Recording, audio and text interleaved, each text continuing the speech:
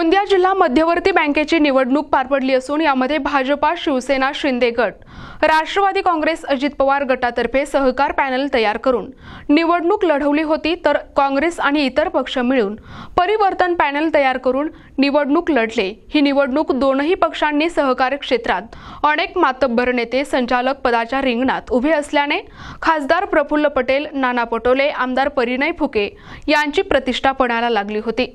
या निवडणुकीत राष्ट्रवादी पक्षाचे 6 उमेदवार तर भाजपाचे 5 उमेदवार संचालक पदावर निवडून आले, तसेच काँग्रेस 6 आणि अपक्ष 3 असे उमेदवार निवडून आले। असे सहकार पॅनलकडे 11 संचालक तर परिवर्तन पॅनलकडे 6 आणि अपक्ष 3 संचालक पद आहेत। निवडणुकीच्या आधी आमदार परिणय फुके यांनी सहकार पॅनलकडून राजेंद्र जैन यांची अध्यक्षपदासाठी प्रसार माध्यमांसमोर घोषणा केली होती, परंतु सध्या भाजपाचे अध्यक्षपद होणार असल्याची नागरिकांमध्ये चर्चा आहे। भाजपाकडून भेरसिंग नागपुरे तर राष्ट्रवादीकडून राजेंद्र जैन यांची दावेदारी मानली जाते, परंतु भाजपचे भेरसिंग नागपुरे यांनी प्रसार माध्यमांशी बोलताना सांगितले की माझी अध्यक्षपदासाठी कोणतीही दावेदारी नाही, पक्ष जे ठरवेल ते मला मान्य राहील। येत्या 19 जुलैला अध्यक्षपदाची निवडणूक असून या निवडणुकीमध्ये अध्यक्षपदाची माळ कुणाच्या गळ्यात पडणार हे वेळेवरच समजेल।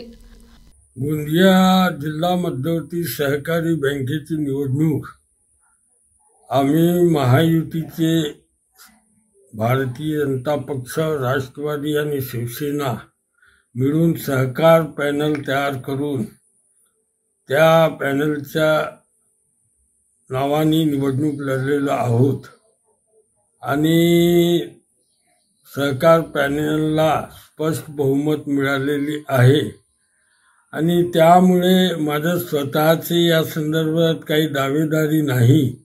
पक्षश्रेष्ठी दोन्ही पक्षाचे नेते जे निर्णय घेतील त्या निर्णयाप्रमाणे एक मताने आम्ही निर्णय करू असं मला विश्वास आहे।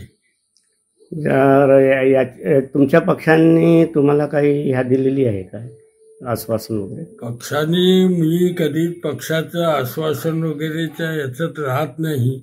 पक्ष जे काही निर्णय घेतील पक्षश्रेष्ठी ते मला मान्य राहील।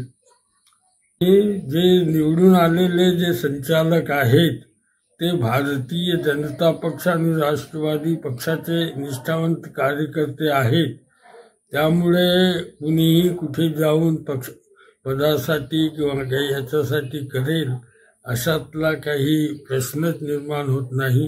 स्पष्ट बहुमत असल्या कारणामुळे पक्षश्रेष्ठी जे निर्णय घेतील त्याप्रमाणे पदाधिकाऱ्यांची निवड होईल। प्रतिनिधी राधाकिशन चुटे, NTV न्यूज मराठी, गोंदिया।